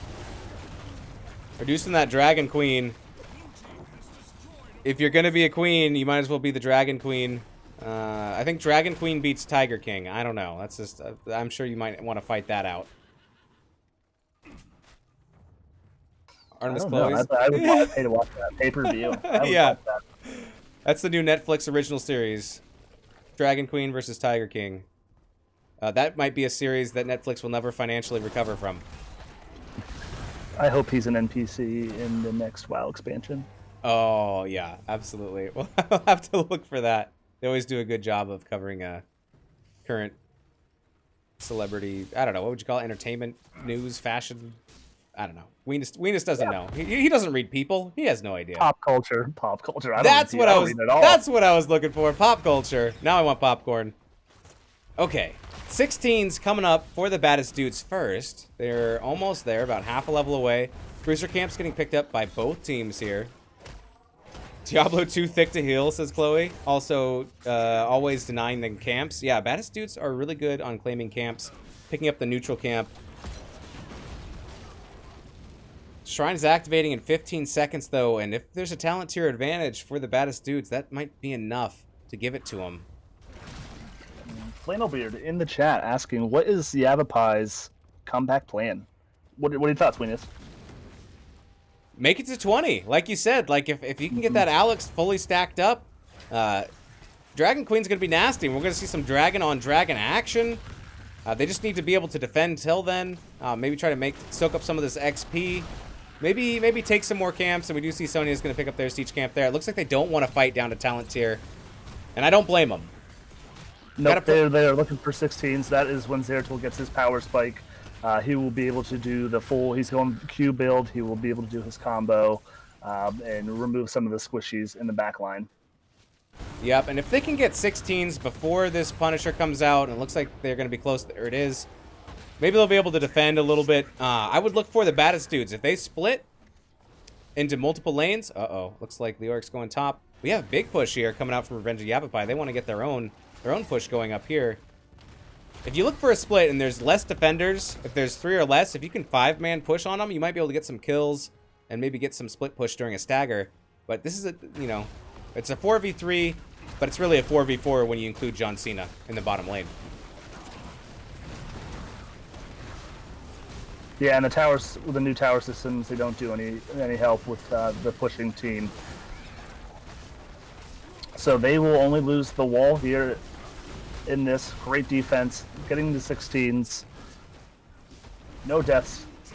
I'd say that's a win for Yavapai.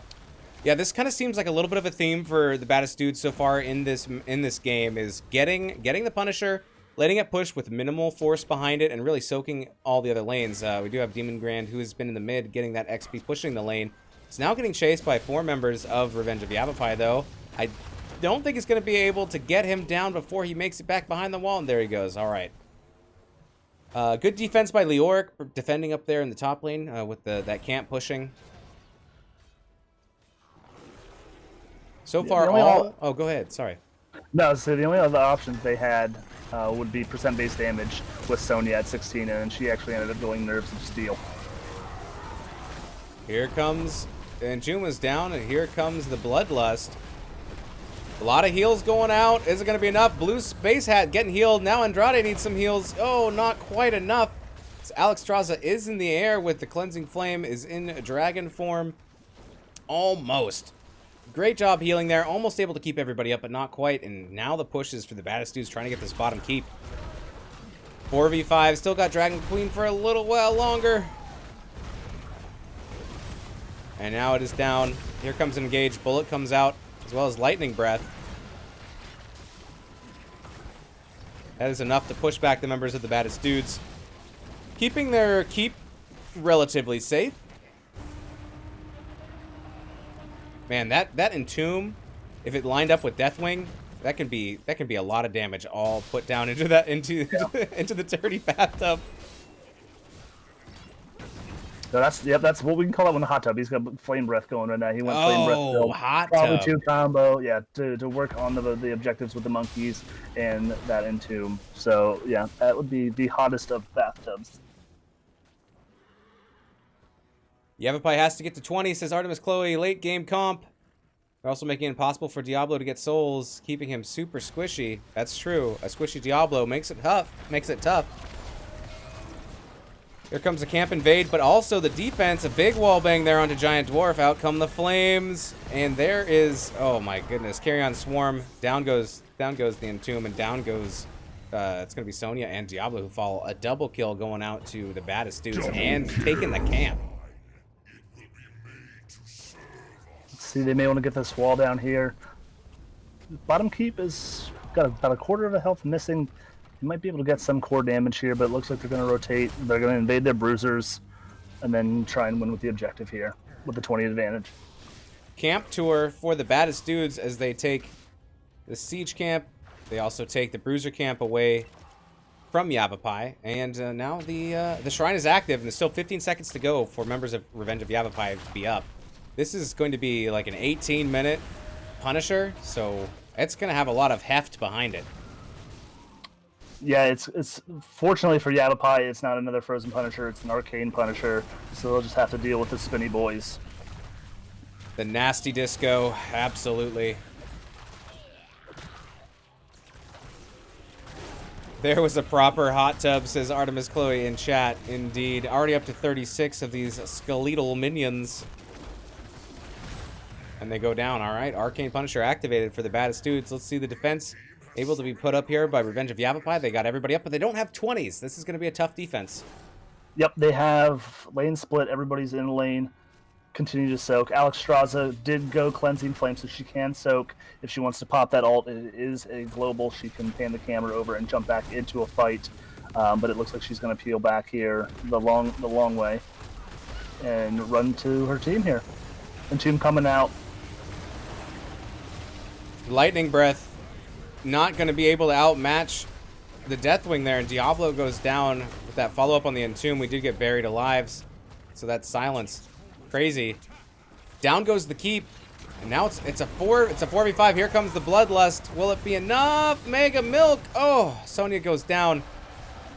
Oh my goodness. There comes a huge Cataclysm, and the core has lost all of its shielding, and here comes the Punisher distracted for a minute.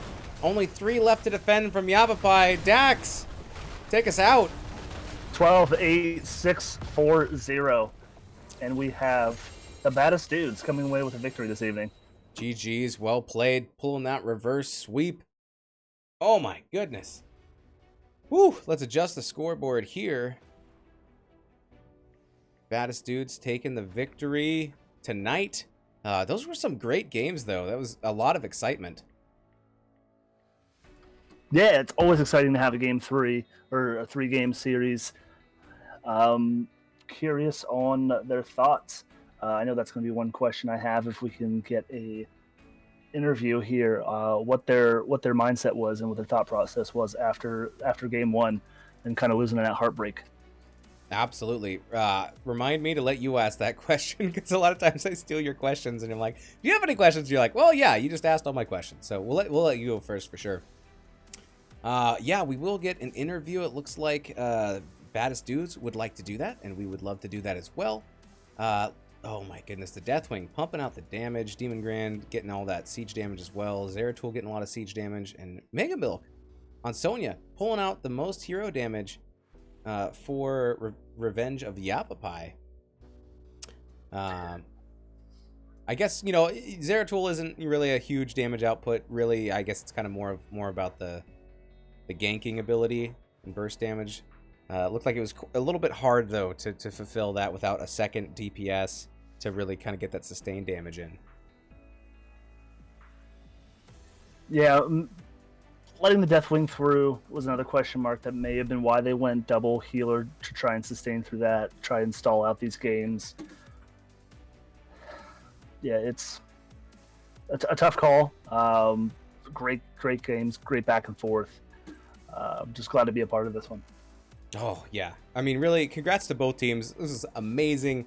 Never feels good to lose, but you know, Revenge of Yavapai, they got the first game, so they got one map in there and just had some really great plays. So even though the Baddest Dudes come out with the victory, you know, a tip of the hat to Revenge of Yavapai for some great play and very exciting team comps. Alrighty, Dax, you ready to get this interview going? Let's do it. Okay, we're gonna hop on over there. On over to the NGS lobby. Let's see which lobby we should pick. How about lobby 1? The Demon Grand's waiting for us. See you over there. Hello, sir, and congratulations. Thank you very, very much. What an amazing set of games. My goodness, how are you guys feeling after that? We were actually surprised we lost game 1. We felt like we gave it to them in that fight at the end there where we rotated the wrong way. And I mean, Tomb of the Spider Queen is one of our good maps, and we had the comp we wanted, and we lost. So going into game 2 and game 3, it was one of those things where it's just, all right, team, we have to rally, we have to get our heads on straight, and just play like we know we can, and we'll win anyways. And that's what happened. Dax, did I just take your question? No, Demon actually just did a great job of answering the question. I was gonna ask what your thoughts were after game 1, because it was such a back and forth on Tomb of the Spider Queen, and it's just one of those maps where whoever seems to get the very last team fight is the winners on that map. And let's see what your mentality was going into game 2. Well, the funny thing is Night Raven, our solo laner, right at the end of game 1, before we took that fight, he was like, you know, we win the long game. If we just play the long game, we win. And then our tank was like, let's just go around this backside and we'll get this great team wipe and we'll win. And we decided to do that instead of playing the long game. So because we gave it up that way, we felt kind of like, you could just tell team morale was a little low after game 1, because we really felt we had that game.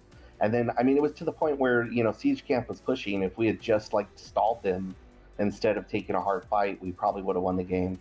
And so there was a lot of talk on what we did wrong. And then right as we decided to get at the towers, it was like, all right, guys, just reset your brains. Let's focus on what we're going to do for towers and get things right. And we executed extremely well game 2 and game 3. I mean, we absolutely moved the way we wanted to. Everybody was firing on all cylinders, and it just felt right. Yeah, you guys pulled it off game 2 and 3 with a very, very nice and convincing performance.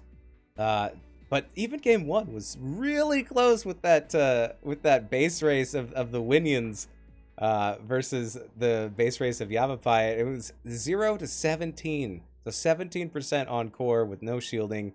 Super close game 1.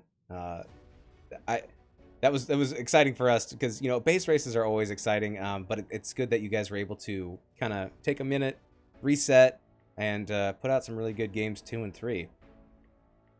Yes, definitely. And we were excited with the base race. Like, we were like, there's a chance still, guys. There's a chance. And unfortunately, Yavapai played exactly the way they should have from that moment on, and they got. Absolutely. So tell us a little bit about the Zool ban. That's something that you just don't want to see. Is that right? Do you feel like Zool is really strong right now? Personally, I feel like Zool, even though he just recently got nerfed, he's still overtuned. You don't have to know how to play Zool and still win the game. Because all you really have to do is just rotate 2 lanes. And there's a lot of maps in the NGS pool right now that are favorable to duo soaks, and being able to just play a character that provides a ton of damage on both ends of the spectrum from siege and hero damage, and he soaks really, really well. And then that gives the 4-man team the ability to do whatever they want, for the rest of the map. And so it's just one of those, we play Zul, but we don't really like.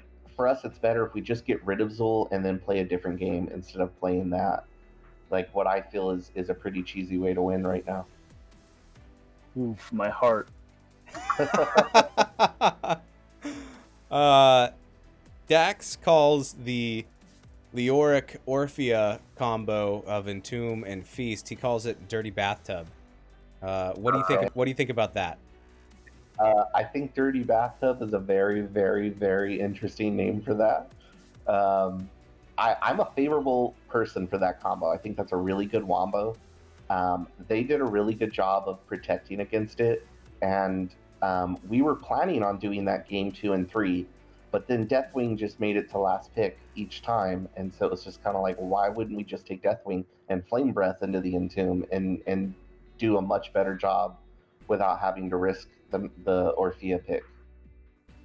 Absolutely. Now, were you as surprised as I think, at least as I was, that Deathwing did make it again through the bans in Game 3?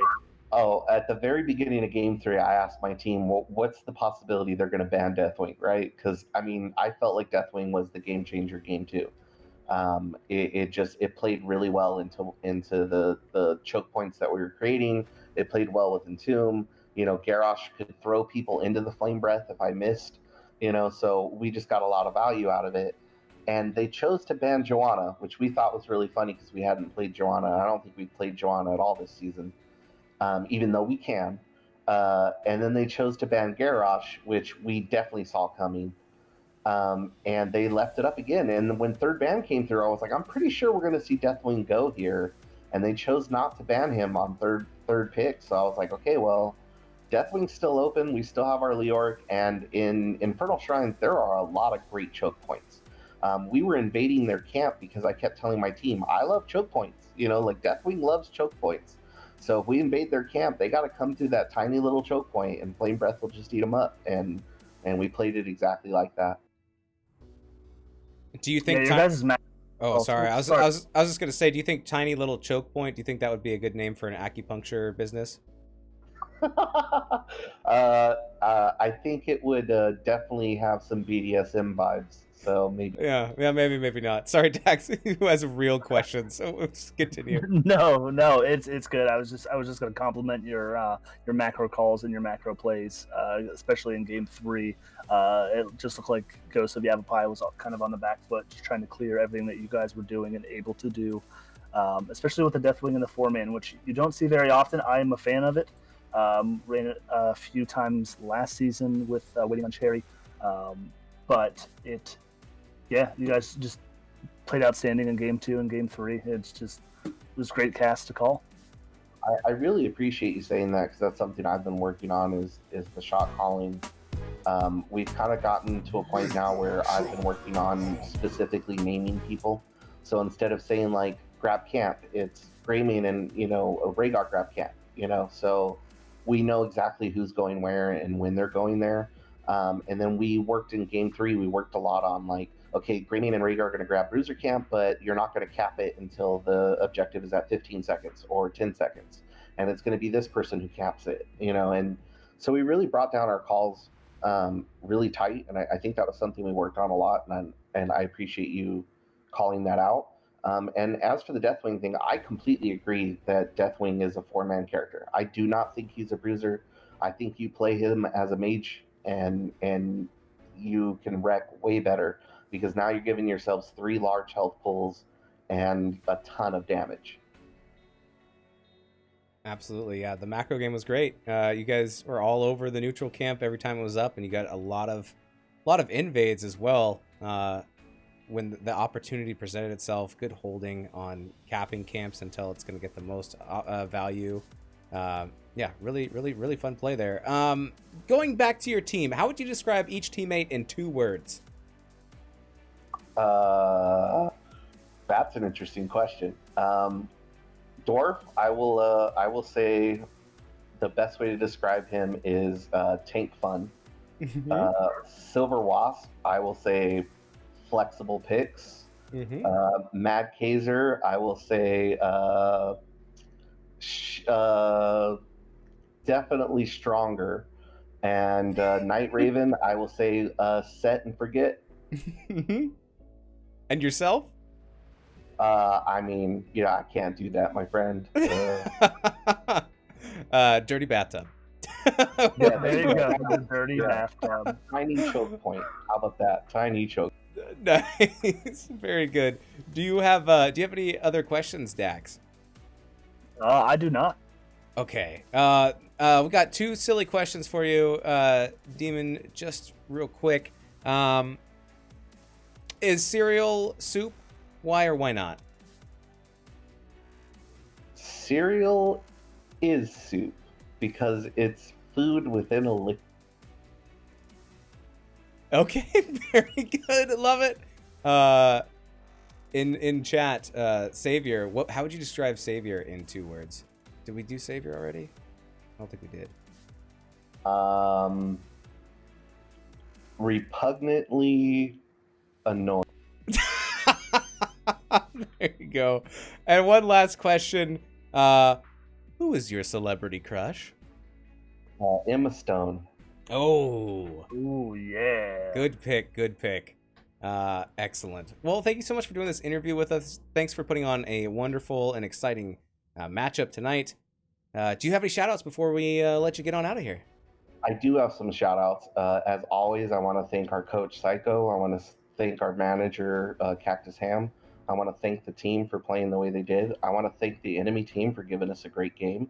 And I want to thank Silver Wasp's mom, Mad Kaiser's mom, Giant Dwarf's mom, Night Raven's mom, and Savior's mom for making some great teammates.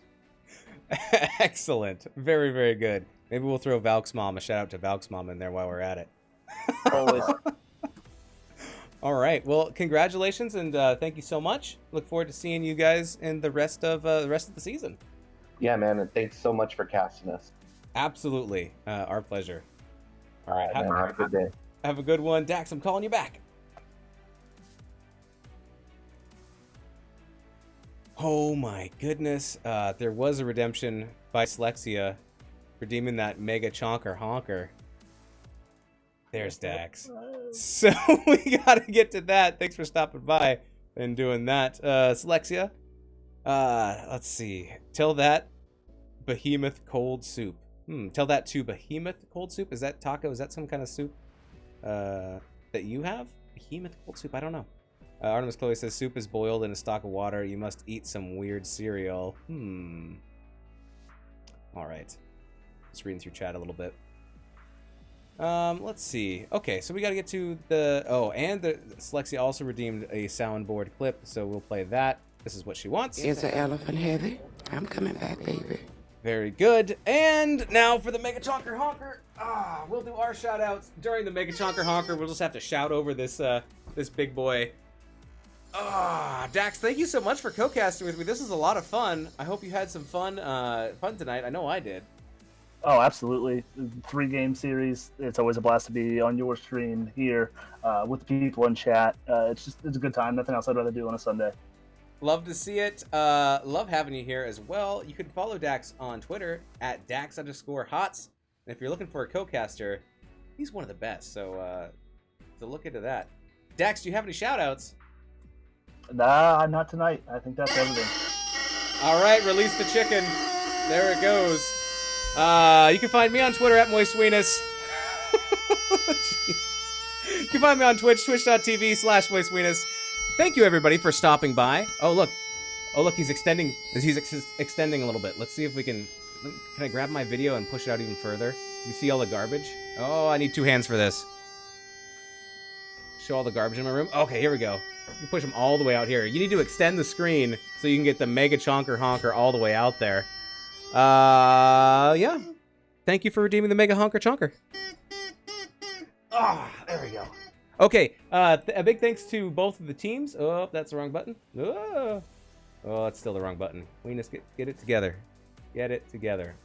Okay, there we go. All right, I'd like to thank both of the teams for such an exciting match tonight. Also, everybody hanging out in chat. Thank you for the subs. Thank you for the raids. Thank you for the bits. Thanks for the follows. Thanks just for the chatter. You guys being here. NGS has a great community, and I love all the players. Teams are wonderful. Managers, everybody. It's a lot of fun. Oh, I should drop this review link. Yes, if you would like to review the stream, go. Oh my goodness, the express button. Oh my goodness. All right, where did this start? Look at all this. Look at all this in chat. I gotta read the first one. This expression comes from a tradition. Oh, it's the horse racing again. Yes, it's the copy pasta for the chat about where that really gets my goat comes from. Thank you for keeping that meme alive.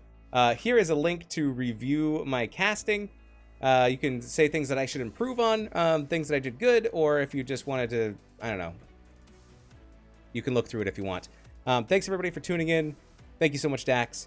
We're gonna head on out of here. Do we have anything to end it with? How about we'll end it with... Oh, wait. Oh, I forgot. Somebody had redeemed a Wacky Wavy Boy. I don't think we ever did that. I don't believe we did it either. Wacky Wavy Boy, yes, by Sukadin. Sukadin had a Wacky Wavy Boy 33 minutes ago. We better get to that now, and we'll turn on party time while we do it. Here we go. Oh, there he is. He's wacky. He's wavy. He's an inflatable boy. There he goes. Thank you for redeeming your mother cluckers. Sukadin, I appreciate it. I appreciate everybody for hanging out and being here with us. Are you all ready for this? That's pretty much all we got. We'll see you guys next time. I hope you have a great weekend. Hope everybody has a wonderful Monday. We'll probably see you back for some more casts soon. So we'll see you there. And we'll see you in the Nexus. Goodbye for now. These were your teams. We'll catch you later.